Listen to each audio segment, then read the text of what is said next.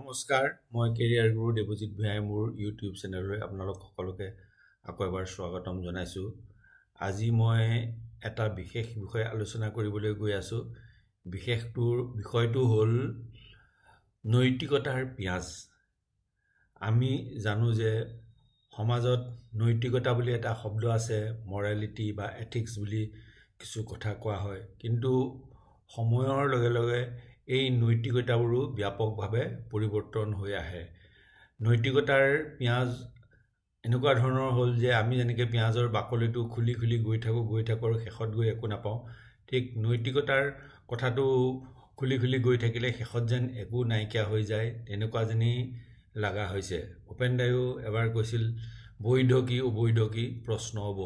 এই নৈতিকতাৰ পিঁয়াজৰ বিষয়ে ক'বলৈ যাওঁতে মই প্ৰথমতেই আমাৰ স্বৰ্গীয় আইতাৰ এটা সাধু কথাৰে আৰম্ভ কৰিছোঁ।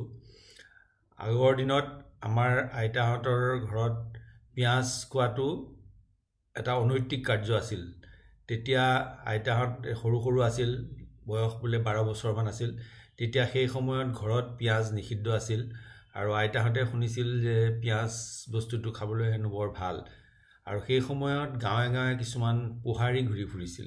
সেই পোহাৰীবোৰে মনে মনে কিছুমান ঘৰত পিঁয়াজ লুকাই চুৰকৈ বিক্ৰী কৰিছিল আৰু আইতায়ো এদিন মনে মনে পিঁয়াজনো কেনেকুৱা খাবলৈ বুলি কিনি এই পিঁয়াজটো নি এটা সৰিয়হৰ দুলি আছিল তাৰ মাজত লুকুৱাই থৈ দিলে। পাছত যেতিয়া ঘৰত কোনো নাথাকিব, অকলে অকলে তাক খাই চাব পিঁয়াজনো কেনেকুৱা খাবলৈ। কিন্তু দুৰ্ভাগ্যবশতঃ আইতাৰ মাকে আহি কিবা কাৰণত সৰিয়হৰ দুলিটো খুচৰিলে আৰু তাত পিঁয়াজ এটা ওলাই পৰিল। লগে লগে ঘৰত ভয়ংকৰ হৈ হাল্লা হুলস্থুল হৈ গ'ল। সৰিয়হৰ দুলিত পিঁয়াজ ওলাইছে আৰু পিঁয়াজ কোনে থৈছে সকলো বিচাৰ কৰি গম পালে যে আইতাই থৈছে। লগে লগে আইতাৰ মাকে হুলস্থুল লগাই যে ছোৱালী ইমান ডাঙৰ হ'ল, 12 বছৰ বয়স হৈ গ'ল, বয়স খাই আছে, বিয়া দিব নাই, গতিকে ছোৱালীয়ে এনেধৰণৰ অনৈতিক কাৰ্য কৰিছে। আৰু ককা অহাৰ লগে লগে ককাক গোটেইখিনি কোৱাৰ পিছত ককাই ক'লে, হয় এনেধৰণৰ অনৈতিক কাৰ্য কৰাটো গম পাব লাগিলে গাঁৱত সকলোৱে এঘৰীয়া কৰিব, গতিকে সেইকাৰণে সোনকালে ছোৱালী বিয়া দি লেঠা মৰাই ভাল বুলি আইতাক 12.5 নে 13 বছৰ বয়সতে বিয়া দি দিলে। সেই সময়ত পিঁয়াজ খোৱাটো এটা ডাঙৰ অনৈতিক কথা আছিল আৰু পিঁয়াজৰ বাবে আইতাই হেনো 13 বছৰ বয়স হোৱাৰ আগতেই বিয়া হৈ গুচি আহিবলগীয়া হৈছিল। কিন্তু আজিকালি সেই কথাটো ক'লে আমাৰ কিবা, তেতিয়া আইতাৰ মুখত শুনিছিলোঁ, এতিয়া সাধু সাধু যেন লাগে। কিন্তু এসময়ত আমাৰ যেতিয়া আইতা ক'লে, আইতাৰ বিয়াৰ পিছত ঘৰত ককা যিহেতু অলপ প্ৰগতিশীল মনৰ আছিল, গতিকে ঘৰত পিঁয়াজটো নৰ্মেল বস্তু আছিল, সকলোৱে পিঁয়াজ খায়, কোনেও তাত বাধা দিয়া নাছিল। কিন্তু আইতায়ো ঘৰলৈ মুৰ্গী মাংস আৰু গাহৰি মাংস কোনোদিনে আহিব দিয়া নাছিল, গতিকে পাকঘৰত কোনোদিনে মুৰ্গী বা গাহৰি অনা হোৱা নাছিল আৰু সেইটো খোৱাটো এটা অনৈতিক কাৰ্য বুলি গণ্য কৰা হৈছিল। কিন্তু পিছলৈ সময়ৰ লগে লগে যেতিয়া আইতা বুঢ়া হ'ল, তেতিয়া মুৰ্গী ঘৰত আহিবলৈ অনুমতি হ'ল, যদিও গাহৰি তেতিয়াও অনুমতি দিয়া নাছিল। কিন্তু আইতাৰ মৃত্যুৰ পিছত মূল পাকঘৰতে গাহৰি আৰু মুৰ্গী সকলোৱে বনাই খোৱা হ'ল। পিঁয়াজৰ কথাটো কিবা তেতিয়াই সাধুৰ কথা যেন লগা হ'ল। তাৰপিছত লাহে লাহে এনেকুৱা দিন আহিল যে এটা সময়ত মুৰ্গী গাহৰিয়ে হওক বা আনকি ঘৰত যেতিয়া একেলগে বহি মই বা মোৰ ছোৱালীয়ে বিয়েৰ বা আমি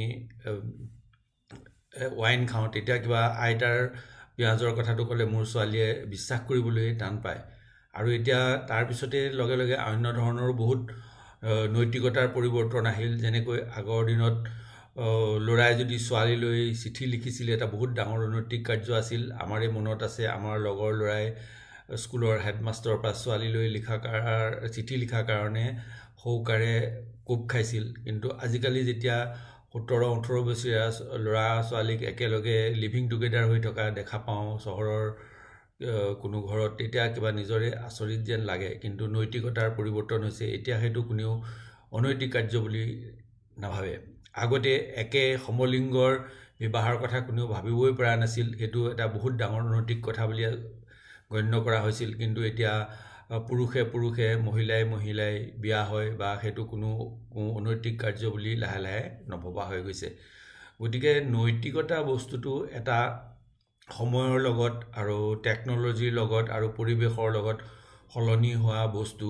আজি যিটো বস্তু নৈতিক আছিল কাইলৈ সেই বস্তুটো অনৈতিক হৈ পৰে কালি যিটো অনৈতিক আছিল আজি আকৌ নৈতিক হৈ পৰে আগতে সতি যোৱাটো এটা নৈতিক কথা আছিল কিন্তু এতিয়া সতি যোৱাটো অনৈতিক কথা ঠিক তেনেকৈ আগতে তিনিজনী বিয়া কৰোৱা টো নৈতিক কথা আছিল কিন্তু এতিয়া আজিকালি অনৈতিক কথা বুলি গণ্য কৰা হয় সেই নৈতিকতা আৰু অনৈতিকতাৰ মাজত পাৰ্থক্যটো কেৱল সমাজ সময় সংস্কৃতি আৰু টেকনলজিয়েহে নিৰ্ণয় কৰে গতিকে আমি কোনো এবছলিউট ভাৱে কোনো বস্তু নৈতিক বা অনৈতিক ভাৱে ক'ব নোৱাৰো কিন্তু তাৰ মাজতো কিছুমান যেনেকৈ আছে যে সত্য সততা বা অহিংসা এনেকুৱা ধৰণৰ কিছুমান আছে যিবোৰ সদায় এবছলিউট ভাৱেও নৈতিক বুলি ক'ব পাৰি কিন্তু তাৰ বাহিৰে আমি যিবোৰ সামাজিকভাৱে কিছুমান বস্তু নৈতিক অনৈতিক বুলি কওঁ সেইবোৰ সময়ৰ লগত পৰিৱৰ্তন হৈ যায় আৰু সেইবোৰ এসময়ত নৈতিক অনৈতিকতাৰ পাৰ্থক্যটো ধূসৰ হৈ নাইকিয়া হৈ পৰে ধন্যবাদ